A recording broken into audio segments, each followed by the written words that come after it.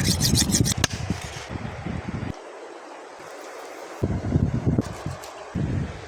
มักพริก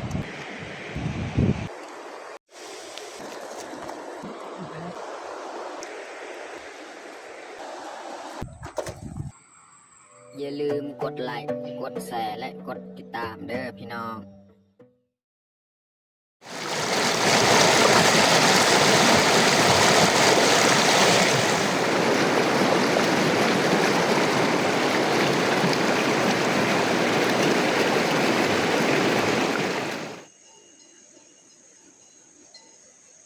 ครับสบายดีแล้วก็สวัสดีเบิร์ดสู่ครูสู่คนเนาะยินดีต้อนรับเข้าสู่สองบ่าวยืง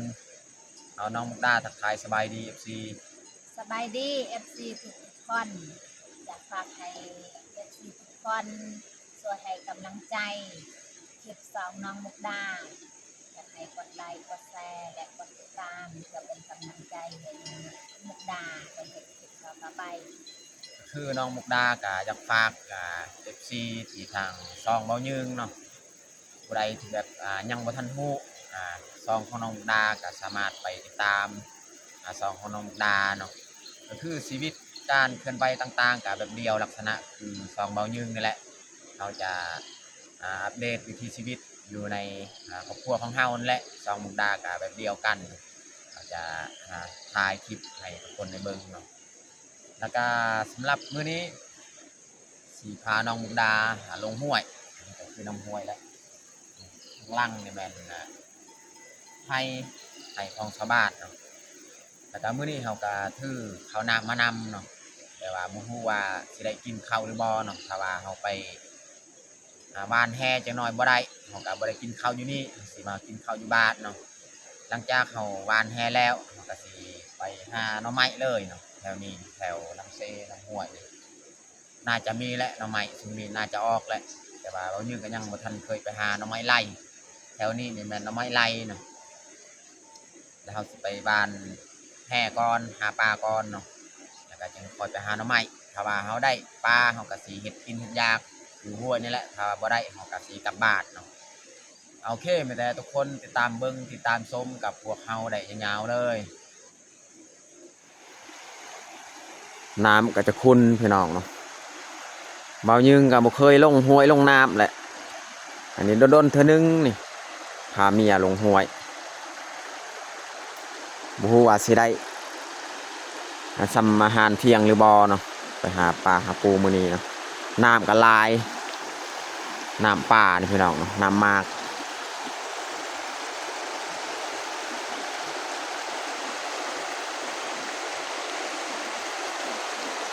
แล้วเฮาสิวานแต่นี้ข้ามไปพุ่นเลยเนาะถ้าว่าน้องมุกดาข้ามบ่ได้มันลายอยู่หั่นก็มันแต่อยู่นี่แหละน้องมุกดาก็ท่าอยู่นี่แหละมันแต่คอยสิขึ้นไปวานอยู่เทิงหั่นเนาะ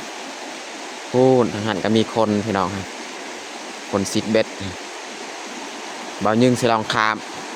ไปหั่นถ้าว่าน้องมุกดาข้ามบ่ได้ให้น้องมุกดาเราท่าอยู่นี่เราคอยสิ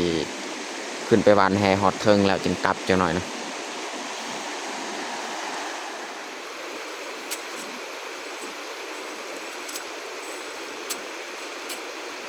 อันนี้แหละเขาสิเริ่มบ้านไปเทิงเนาะเบิ้งน้ำหันน่าจะน้องมุกดาข้ามบ่ได้แต่คอยสิไปคนเดียวเลยอย่างนั้นเนาะแต่น้องมุกดาถ่ายทางนี้หันคอยไปคนเดียวถ่ายบ่ได้และข้ามบ่ได้มันแหงนำแหงแต่คอยกลับมาแต่ฮั่นแล้วจึงไปซอกหน่อไม้หน่อยน้ำมันลายมื้อนี้กับบรรยากาศนี่ครึมๆสงสัยฝนสิตกเลย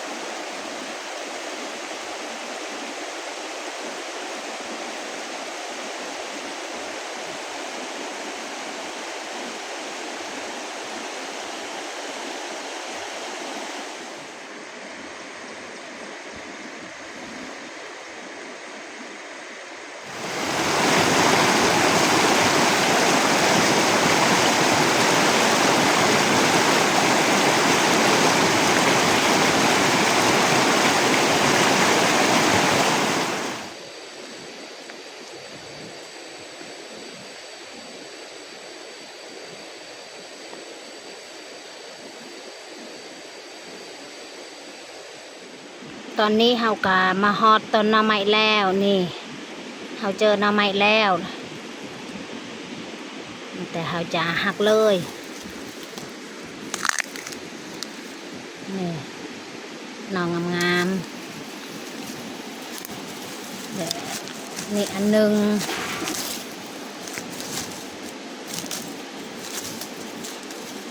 เขาจะขุดหน่อไม้สั้นๆนี่เขาจะขุดเอาเลย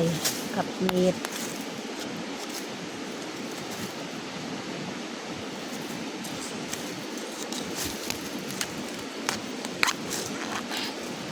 นี่หน่อไม้แนวนี้แหละแสบกลัว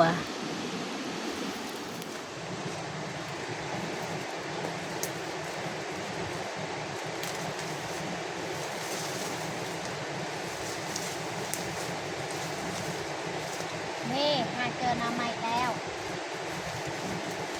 สองหน่อมีหน่อหนึ่งจะมีสองหน่อนะ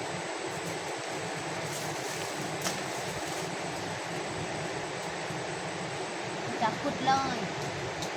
มันเบาเยื่องกะยังหวานแทง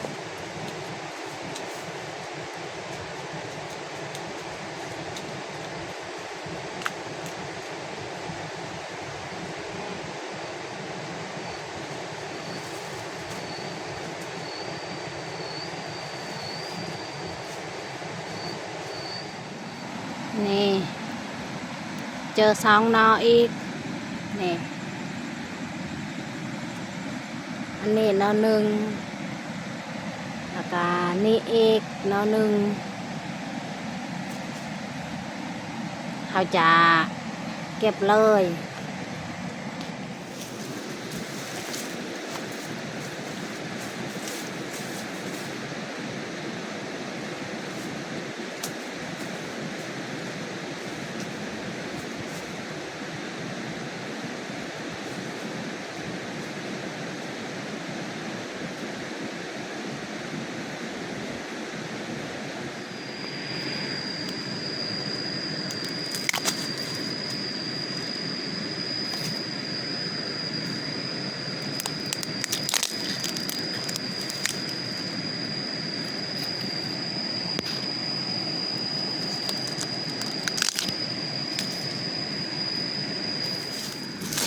นี่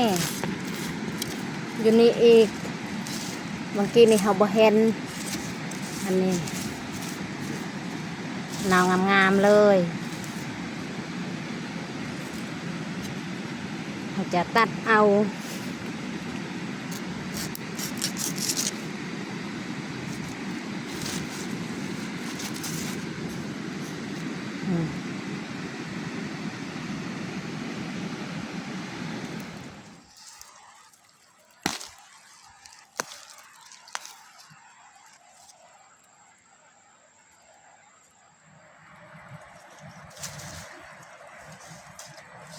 นี่น้ำไม้ก็ไม่แต่ซ้ำนี้เขาได้ไม่แต่จักน้อยเขาไปหาเบายึงต่อน้ำไม้ก็อยู่นี่เลยเขาปะเขาจะไปหาเบายึงยังบัทันได้มาจากไปหาป่าแต่ก็ต้องไปอยู่หันอีก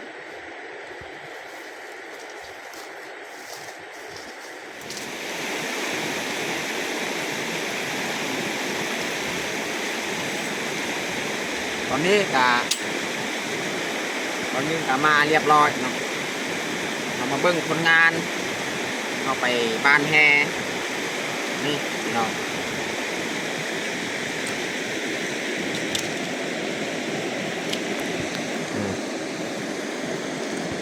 นี่แหละคนงานที่เราไปบ้านแฮตอนนี้ก็ไปเอาไม่พุ่งอยู่ฮั่นเนาะเพื่อเขาสิมาเฮ็ดอาหารการกินเพราะว่าหม้อเขาก็ไม่ได้ถือต้องไปตัดไม่พุ่งเขาสิลามปลาของเขาเนาะ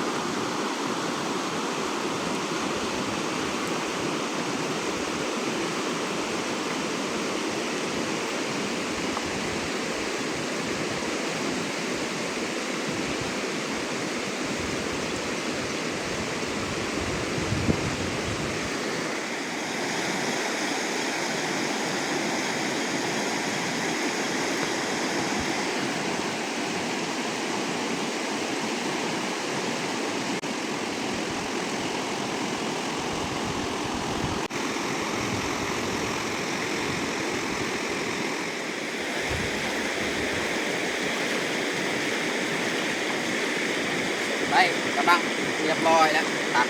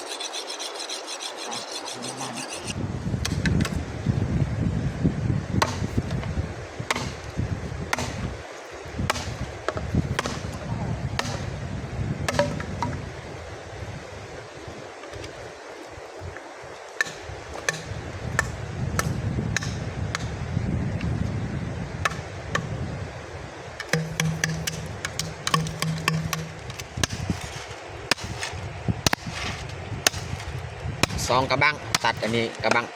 เสียวเมือบานแต่ว่ากระบังนี่ค่อนข้างมันหนา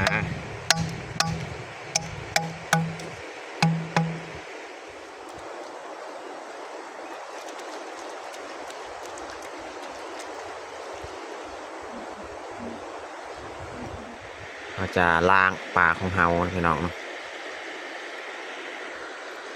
กะปลาดได้3 โตพี่น้องเนาะปลาด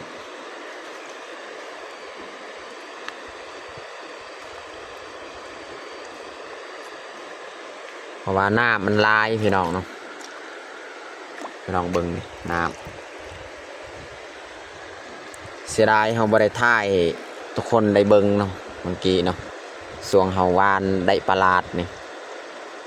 เพราะว่าน้องมุกดาก็ข้ามน้ำบ่ได้น้ำมันลายนี่มีแต่ผู้เดียวคอยและไปวานเมื่อกี้ปลาด3 โต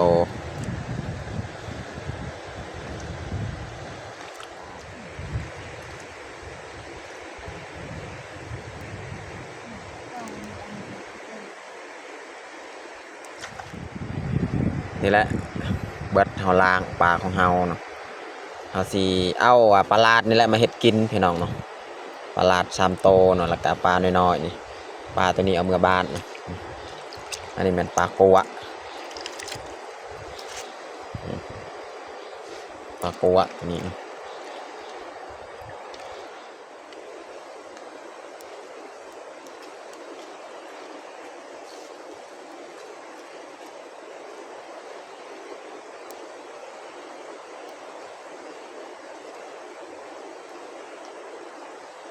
ปลาลาดนี่เขาจะเข้าใส่ไฟก่อนเนาะ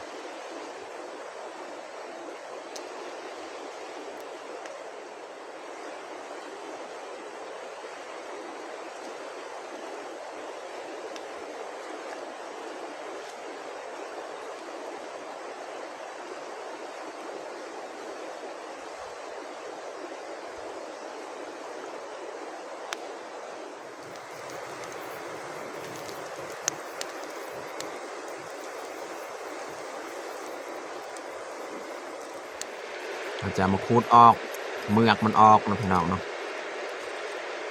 เพราะว่าปลาลาดนี่มันมีน้ำเมือกเนาะ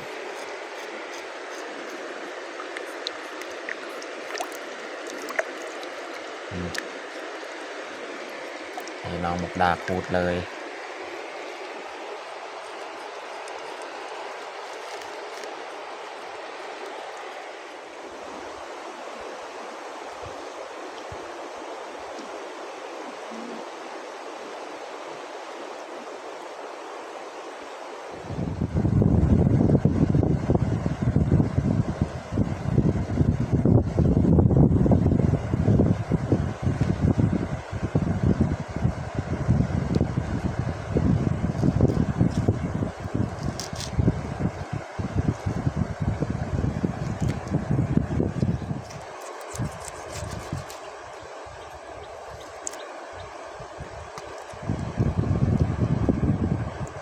บีมันใหญ่ปลาลาดอันนี้แมนเขาเอาใส่มันออกเรียบร้อยเนาะแต่ปลาลาดนี่แหละเขาสีมาเฮ็ดอาหารเที่ยงมื้อนี้เนาะส่วนตัวนี้แมนเอาเมื่อบ้านนี่ปลาสมนี้นะเขาสียัดใส่กระบังตัวนี้เลยนะเอาเมื่อบ้านเนาะตัวนี้เขาก็ตัดแล้วก็มาลามใส่กระบังตัวนี้อีก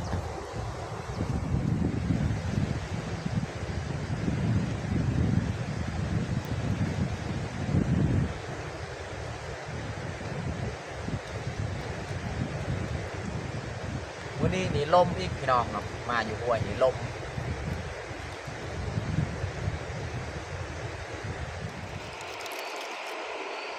จะตัดแบบนี้เลยพี่น้องตัดกับมือเอาปลาด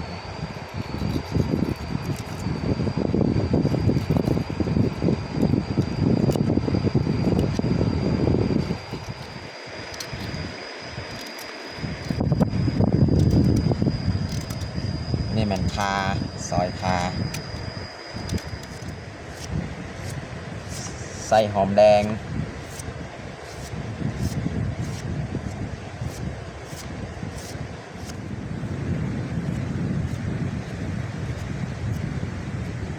อันนี้เมียจะยัดปลานี่มาสีเอากระบาด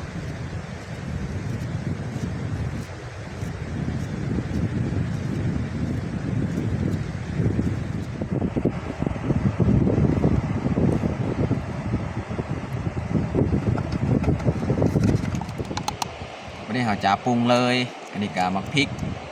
กระเทียมมักแคนเนาะเราตำจากบาทเรียบร้อยเนาะผงนัวใส่เกลือ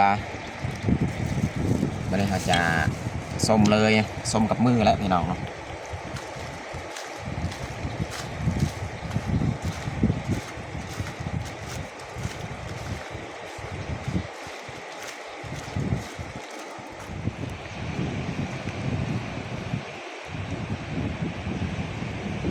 เขาผสมกันเรียบร้อย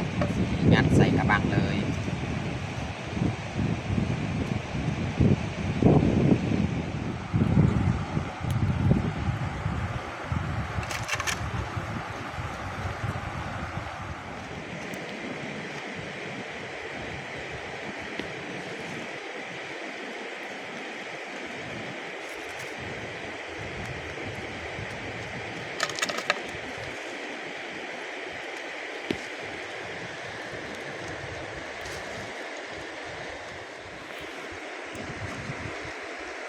อันนี้เขาจะ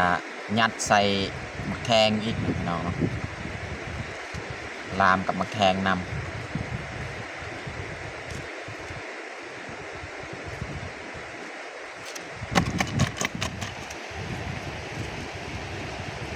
เรียบร้อยเดี๋ยวเอาไปลามเลยได้ยินเสียงฟ้าห้องยันคนสิตกมาจ้ะ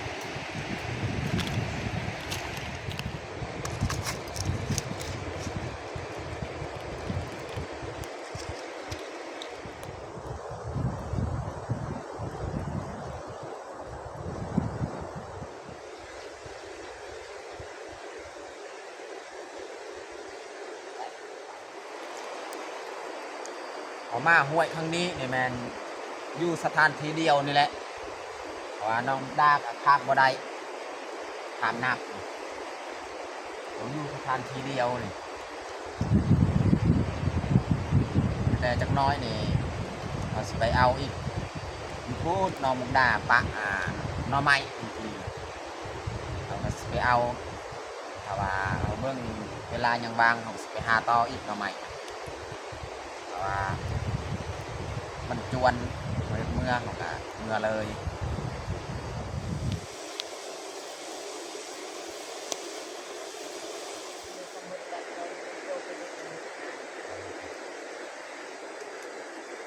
ตอนนี้กะสุกเรียบร้อยแล้วพี่น้องเนาะหอมขนาดเลย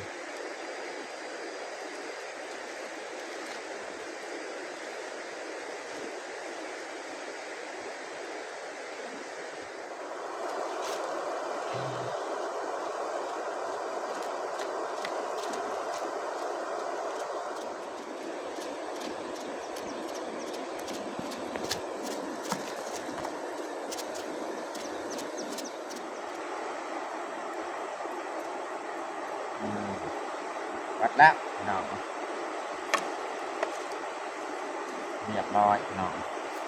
อันนี้ก็แม่นข้าวห่อใส่ถุงยางเรียบร้อยพี่น้องลามมาปลาลาดพี่น้องพี่น้องแล้วก็ใส่หมักแข้งนี่หอมๆเลยพี่น้องเนาะตอนนี้ก็เรียบร้อยเขาแต่งข้าวของเฮาแต่เราจะลงมือกินข้าวเที่ยงเลยเอามาเด้อพี่น้องมากินข้าวเที่ยงอยู่ห้วยอยู่น้ำพี่น้องเนาะ เอามาเด้อพี่น้องมากินข้าวเที่ยงอยู่ด้วยแซ่บน้ำกันมาทุกท่อนมากินข้าวน้ำกัน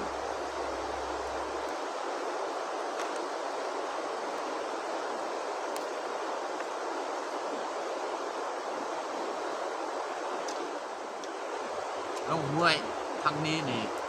อะไรไปไกล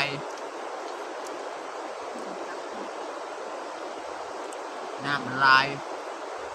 ลงด้านนี่ไปบ่ได้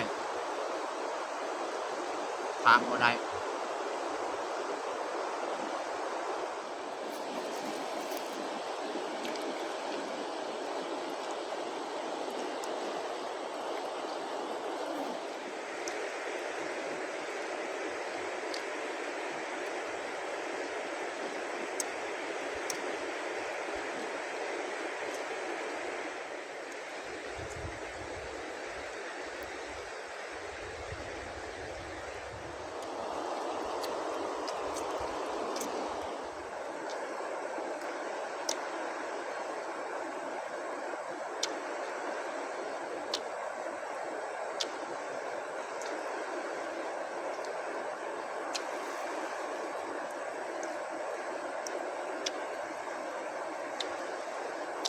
ปลาลาดนี่แซ่บพี่น้อง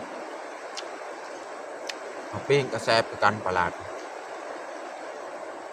แบบเนื้อมันนัว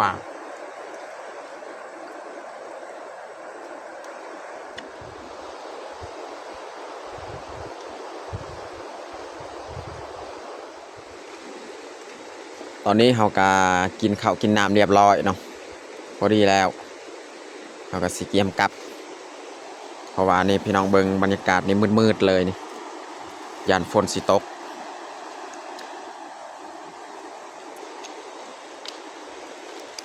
เราสิเกียมกลับเอากลับตัวนี้กลับไปเอาหน่อไม้อยู่พุ่นเนาะหน่อไม้ที่มีเอาวางกินแหละ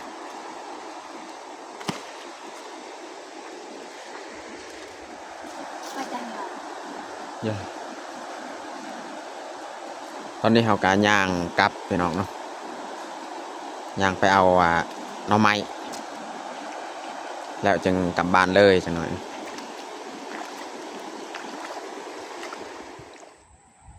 ตอนนี้ก็เรียบร้อยเนาะน้องมุกดาไปเอาหน่อไม้นี่แล้วก็ยัดใส่กระตารถเลยเนาะก็คือทางอันนี้เนี่ยมีทางถนนเข้าไปว่าน้ำเซกับมันอยู่ลุ่มหันนะหันกับเป็นน้ำเซแหละ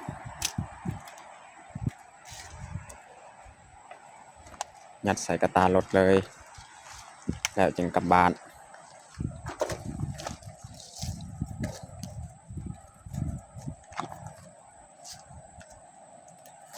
ไปปอกอยู่บ้านและอยู่นี่บ่ทันปอกยานฝนสิตกจะหน่อยนะทางมันยากทางมันมืน